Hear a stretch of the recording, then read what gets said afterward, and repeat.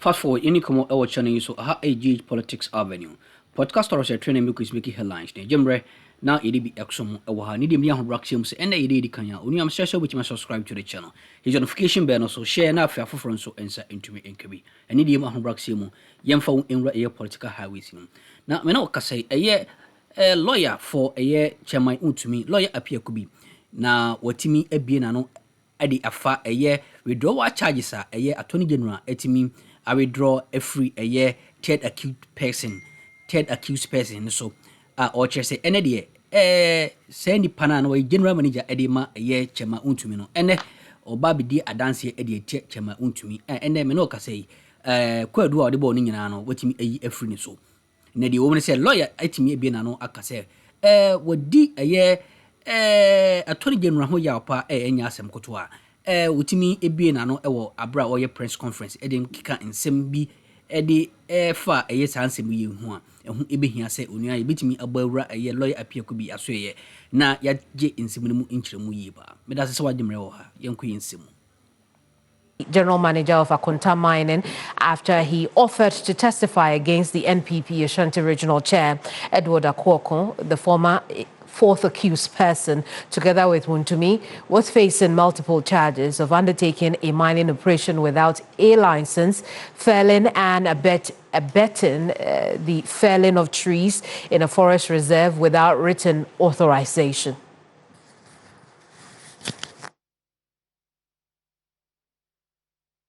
We'll connect now with our court correspondent on this subject matter. Lord Edwasare is in court for us. Lord, what else can you tell us about this situation?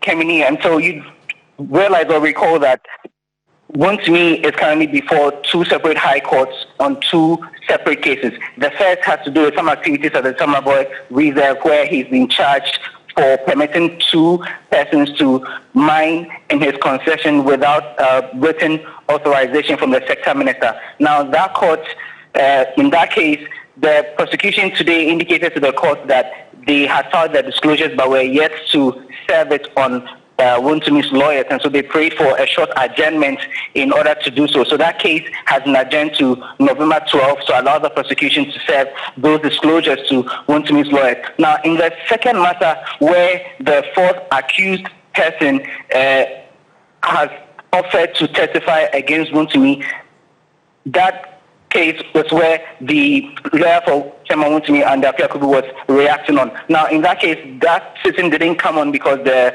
presiding judge in the matter has gone on leave, so they actually just came to pick a date. But we spoke to Appiah Kubi following the notice that the Attorney General had filed to drop the charges against Edward Akuffo, the general manager of the mining concession owned by Wontumi. Now, he indicated that he's not very pleased. He actually expressed disappointment, stating that from all intents and purposes, it appears as though the Attorney General is trying to undermine the course of justice. He said that the Attorney General failed to take advantage of all the resources around him, human and otherwise, and then he's now flipping his own accused persons to, as it were, serve as prosecution witness, saying that the Attorney General on that front is failing as a Minister of Justice. We can take a listen to what Appiah Kubi has been saying concerning that matter. Kemini. We have just been served with the notice of withdrawal of the fourth accused person. Yes. So they have come under the rules of court, so they have every right to do so. We are going to prepare our case when they are ready. It doesn't change our position. We are not guilty. We will come to prosecute the case religiously to the best of our professional expertise. Indeed, I always sound this morning that we should be careful not to attempt to influence decisions of court. Attorney General is also Minister for Justice. And his role as Minister of Justice is even more important than his role as the Attorney General and Government Prosecutor. Because the justice of the moment is so important to every one of us as citizens of the country, because our emblem is freedom and justice. So if Attorney General, with all the materials available to him, all the resources available to him, including human personnel, if it is just for him to only rely on a former accused person to prosecute a matter against one of the accused persons or some of the accused persons, and he thinks that justice may not be undermined, that is his decision. I would have thought that his role as Minister of Justice would have persuaded him at all times to be careful that the freedom and the justice of the government is served also on all the accused persons until they are proven guilty. But the way that the Attorney General appears to be poaching his own accused persons suggests that there is intent to undermine the cause of justice. We will resist your princess rule. Thank you.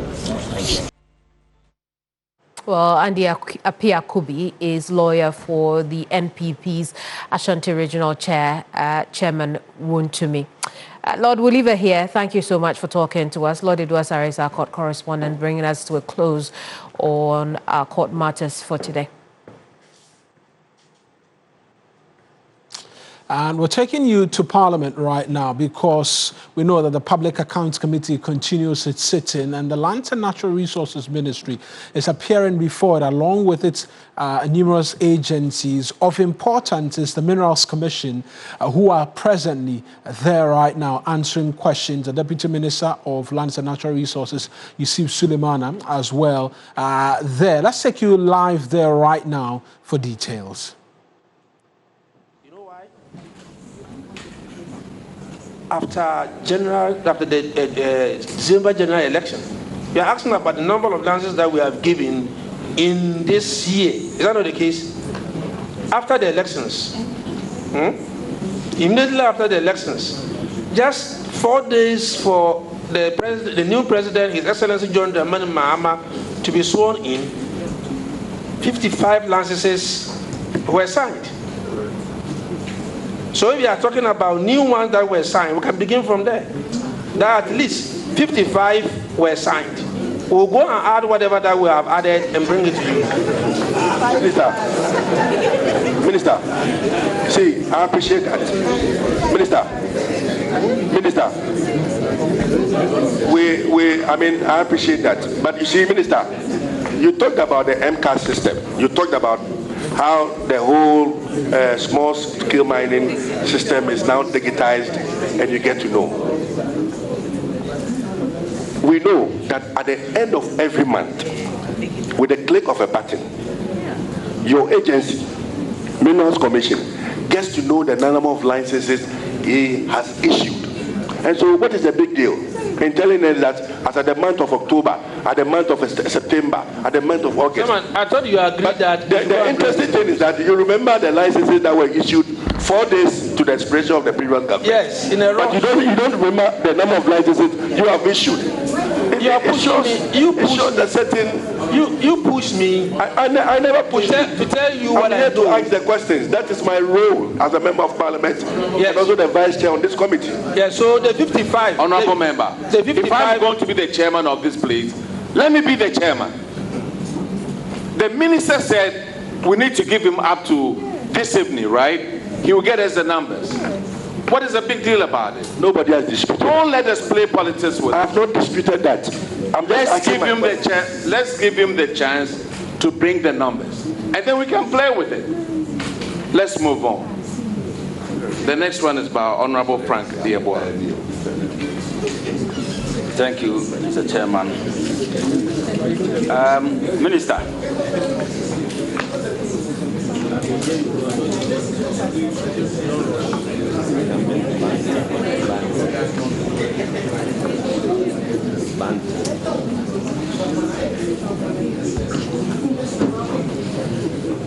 Okay, thank you, Mr. Chairman.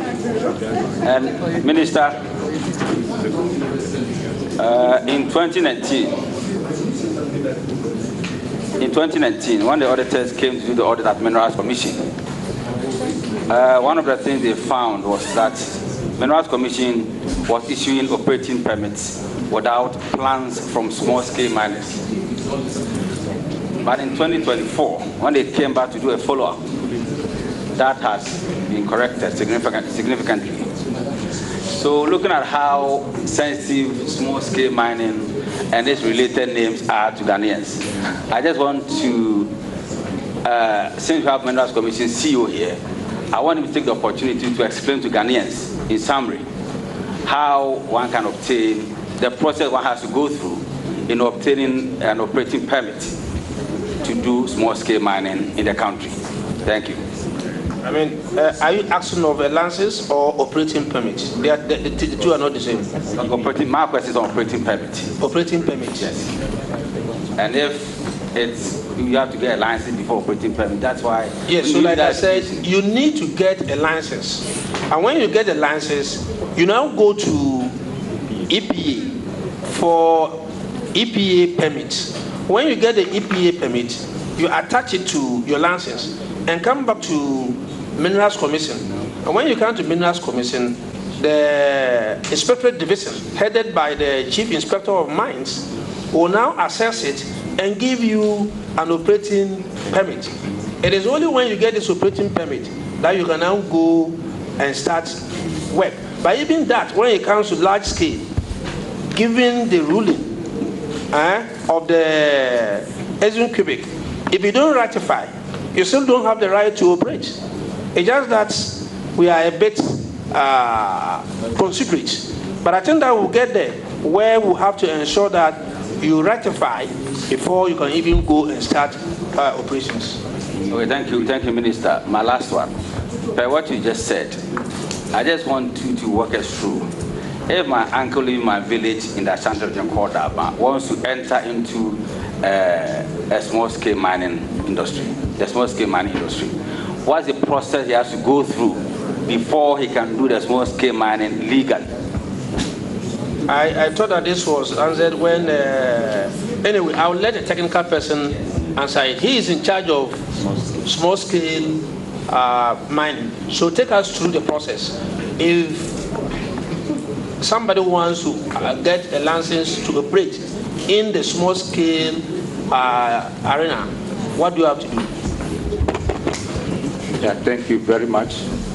Mr. Chairman, if you want to obtain license to operate small-scale mining, first of all, you have to conduct a search to ensure that the place you are interested is within a block-out area.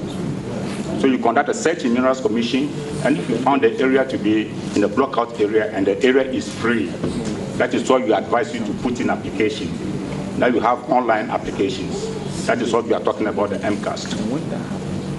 So if you put in application, then you have to go to the field and then put the pillars, the coordinate of your area of interest. Then the district officer will inspect whether that place is conducive for mining. And the coordinates actually reflect what is on the ground.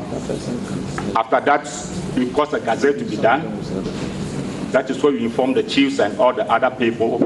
And if everything is done within 21 days, there is no objection to that application, they will go ahead to process the applications. And then we make a recommendation to the minister. That is, if everything is satisfied, you make a recommendation to the minister.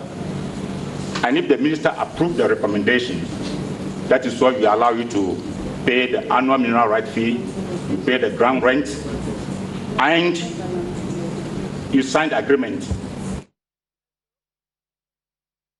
More of that in later broadcasts. Right now, however, residents of Sapeiman and its adjoining communities are protesting the absence of a footbridge in the design on the Nsawam-Kumasi highway. Elders within the community say they were engaged prior to the construction work only for their proposals to be ignored, a situation which could further risk the lives of their children who have to use the route on a daily basis. The protest has led to massive massive vehicular traffic as protesters keep blocking the movement of vehicles and even vowing to stop ongoing construction of the Nsawam-Kumasi highway until they are given assurances.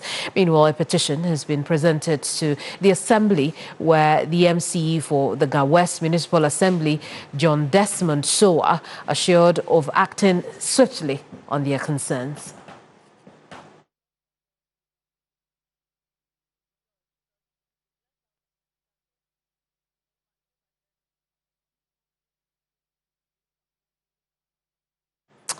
Let's get the latest. George Queenan is live with the protesters. George, good afternoon to you. What's the situation on ground right now? Camille, thank you so much. Thanks for having me. We're coming to you live from Sapeiman. As you rightly mentioned, there was a protest by residents and also some adjoining communities. That's the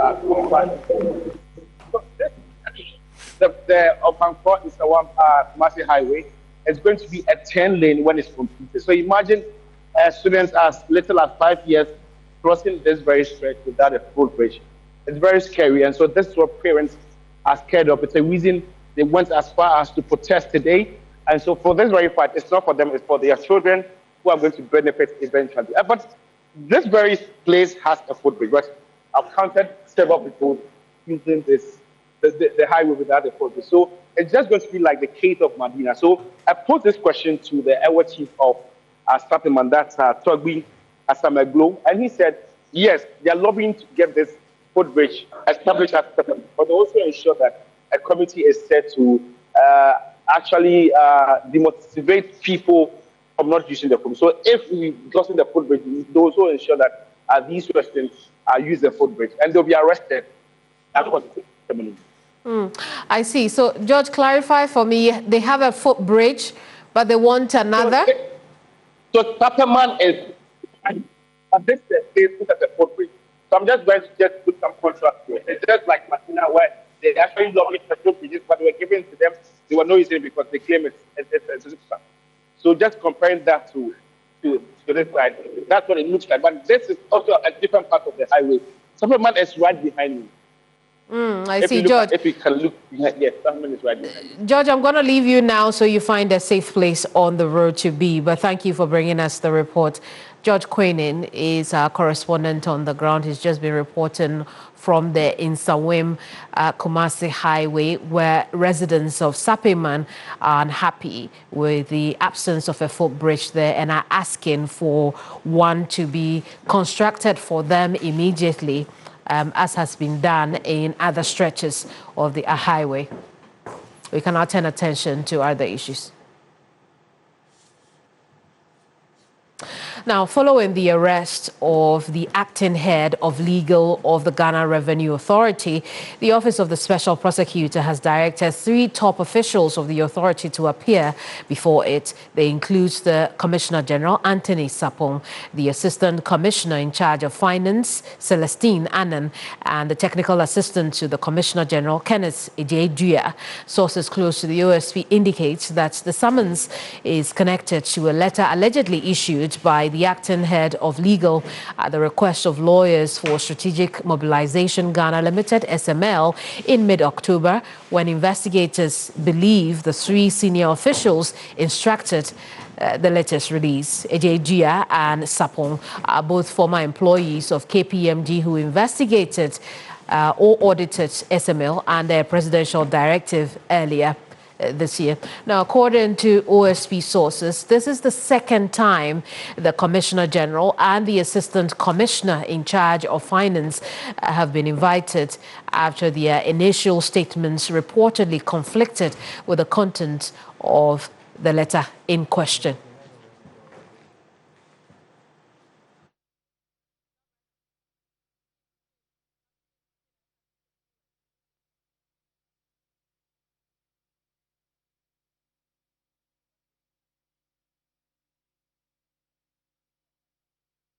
Well, let's put some faces to some of the names that you have heard already. Mawena, what's happening? Well, we know that following that news conference last week, these were the individuals the Office of the Special Prosecutor stated were of interest. Kenneth Nanayo Ofori-Atta is a former finance minister. Ernest Akori was chef de cabinet to Mr. Ofori-Atta. There was Emmanuel Kofi, who is a former commissioner general of the Ghana Revenue Authority.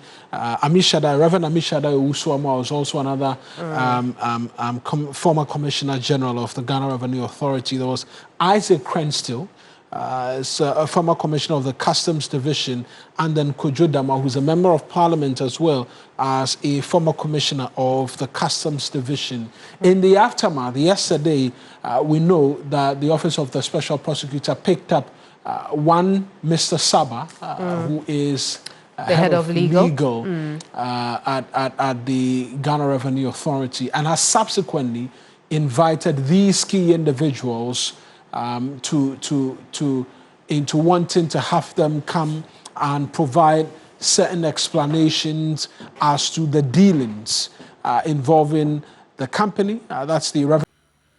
We and some who itimi cause watch on so mamma so jimre or had a senator body in the nubi edomania. In sensium na yansumu yipa.